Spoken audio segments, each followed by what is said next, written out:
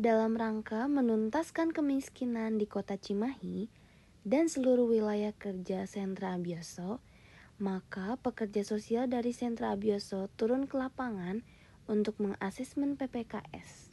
Maka dari itu, Sentra Abioso mengupayakan seluruh kemampuan dan menerjunkan para pekerja sosial untuk mendata masyarakat yang memerlukan pelayanan sosial. Halo, Halo juga Pak, namanya siapa nih? saya Tutun Nugraha Pak. Dipanggilnya biasa siapa? Saya biasa dipanggil Tutun Pak. Itu nama saya Yoel. Ya, Saya pegawai Kementerian Sosial yang di Sentra Abioso Cimahi juga, sama gitu di ya. sini. Iya. Jadi kita masih satu lokasi gitu ya. Hmm, Saya mau nanya-nanya nih, saya kan pekerja sosial. Jadi Iya. memang tugas saya itu cuma nanya-nanya, terus kemudian mengasesmen, terus mendampingi PM yang masuk di Sentra Abioso. Gitu. Boleh nggak Pak? Kalau Tutun kerjanya sehari-hari apa ini? Sehari-hari saya berjualan Pak, jualan keliling. Saya Oh. suka jualan keliling cemilan. Kalau misalnya hari biasa, karena di sini itu daerah industri ya Pak ya, Cimahi Iya. Selatan itu terkenal dengan daerah industri. Jadi Ya. saya otomatis mengambil momennya pas masuk karyawan pabrik atau keluar karyawan pabrik itu, Oh, jadi pagi gitu. atau sore, nah gitu.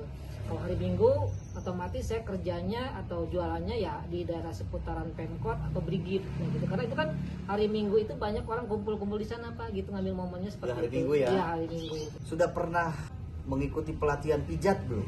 Belum sih Pak sebelumnya. Oh, Kalau iya. misalnya belajar mijat cuma sebatas dari teman ke teman gitu, Otodidak, atau begitu ya? ya.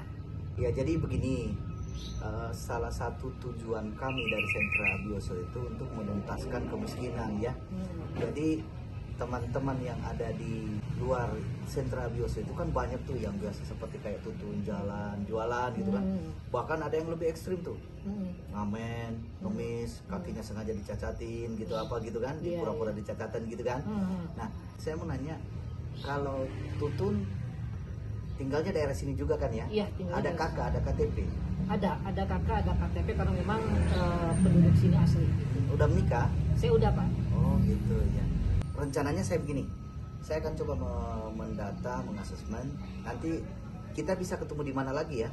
Kita janjian aja. Saya nanti minta nomor teleponnya ya. Boleh. Terus kemudian kita janjian untuk minta kakak dan KTP-nya. Jadi kakak KTP-nya ini bukan untuk saya manfaatkan apa, bagaimana enggak. Saya mau serahkan ke kantor supaya kedepannya nanti pada saat ada bantuan sosial bisa kita bawa ke Abioso, baik itu tinggal di dalam Abioso ataupun di luar Abioso. Iya. Jadi di luar Abioso itu umpamanya pulang pergi. Iya. Penghasilannya boleh tahu berapa setiap hari?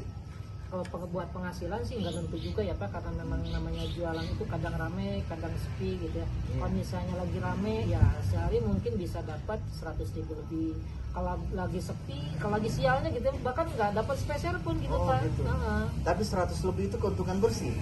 100 lebih ribu itu ya keuntungan kotor lah Pak. Oh. Karena kan saya beli barangnya ngambil lagi dari orang lain, jadi ke orang yang tempat ngambil berapa, ke sayanya berapa gitu. Jadi maksudnya 100 lebih itu sudah dengan harga jual ya? Iya, dengan harga jual. Berarti ada pokok, ada keuntungan di ada dalam situ. keuntungan. Paling kalau misalnya bersihnya ya sekitar 60.000 atau 70 ribuan lah gitu. Kalau Tutun berapa bersaudara?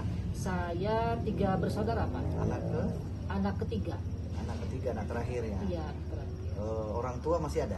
Orang tua tinggal satu, ayah doang. Oh, Masih ibu ada. sudah nggak ada. Nggak ada. Kakak dua-duanya masih kerja. Kakak yang satu kerja, yang satu buka warung di rumah.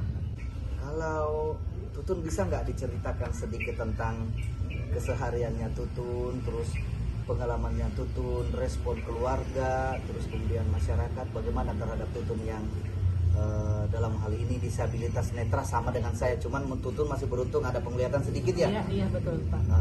Coba bisa diceritakan sedikit, saya coba mendengarkan.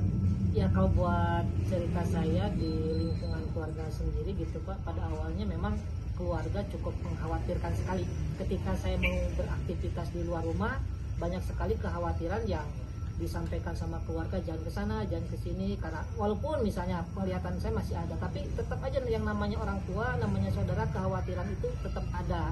Karena memang mungkin secara navigasi nggak sesempurna orang awas gitu kan, takut keserempet mobil lah, takut gimana lah, apalagi kalau misalnya saya lagi berjualan ada kekhawatiran misalnya ditipu orang Pak, barangnya dibawa uangnya nggak dikasihkan, itu kan lebih gede juga. Terus kalau misalnya di keluarga secara penerimaan saya sebagai disabilitas netra, ya alhamdulillah sih Pak ya, selama ini keluarga, kakak juga ayah masih bisa menerima dan menghargai saya sebagai bagian dari keluarga mereka walaupun saya disabilitas netra gitu. Responnya masih positif. Responnya masih positif juga gitu Pak.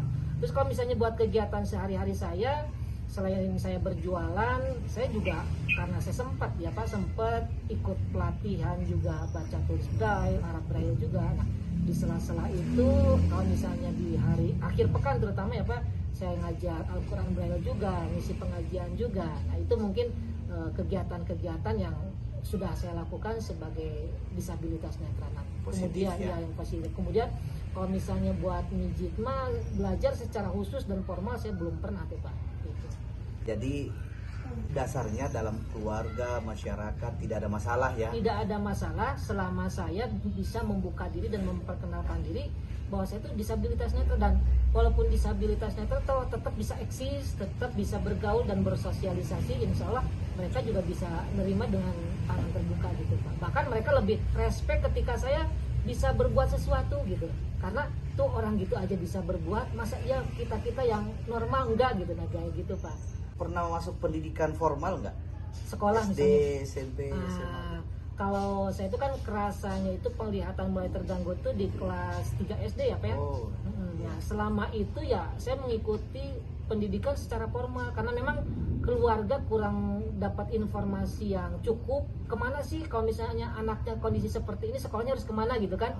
Mau nggak mau harus mengikuti pendidikan normal yang memang jangkauannya lebih dekat, juga aksesnya lebih mudah gitu. Walaupun mungkin pada awalnya saya sendiri gitu ya Pak ya, agak-agak kesusahan untuk mengikuti pelajaran yang ada di sekolah formal.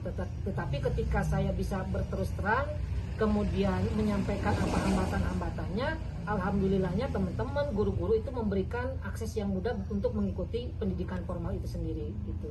Walaupun saya begini, tetap saya harus bisa mandiri dan nggak bisa nyusahin mereka juga gitu Pak. Ada nggak minat untuk belajar pijat secara khusus begitu? Karena kebetulan begini, di sentra saya itu ada pelatihan pijat. Oh gitu ya Pak ya? Ya, ada pelatihan pijat di mana di situ kita mengajarkan penyandang disabilitas netra untuk belajar pijat massage. Kalau semuanya tutun berminat, nah boleh tuh kapan kita ketemu, ya kan, di mana, nanti kan kita tukar-tukar telepon.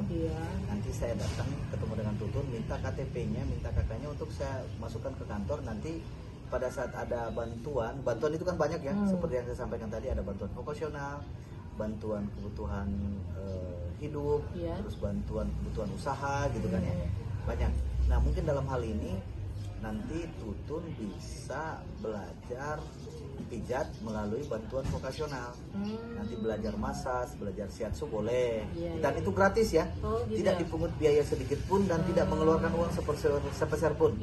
Bahkan yang akan mengeluarkan uang dari sentra bio sekarang untuk mencukupi kebutuhan orang-orang yang ada di dalam, gitu ya. Nah nanti kalau supaya tutun berminat, nanti kita tukaran telepon, nanti tutun tinggal kabari saya saja. Iya, boleh. Periodiknya kapan? Oh ini tuh bisa masuk nih. Ayo kalau mau belajar ketemu dengan saya, mau belajar shiatsu, boleh, belajar massage juga, boleh gitu.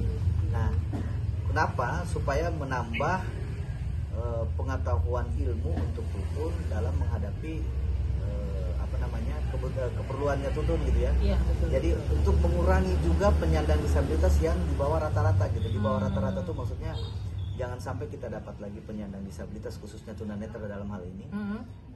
Itu kerjanya minta-minta. Nah, itu memang yang harus yang harus dirapihkan lagi, kalau perlu dibersihkan dengan cara apa? Dengan cara memberikan pengetahuan melalui pelayanan vokasional. Ya kalau misalnya ada tawaran dan kesempatan seperti itu ya buat saya mah merasa senang sekali atau Pak. Apalagi kalau misalnya tujuan dari yang tadi Bapak sebutkan sentra Abioso itu untuk mengentaskan dan mengangkat harkat dan martabat disabilitas netra gitu. Betul. Supaya nggak ada di jalanan lagi gitu kan. Betul. Supaya punya pekerjaan yang jelas lagi gitu. Buat saya ya sangat pengen dan beruntung sekali kalau memang kesempatan itu ada gitu. Kalau begitu saya mohon pamit ya.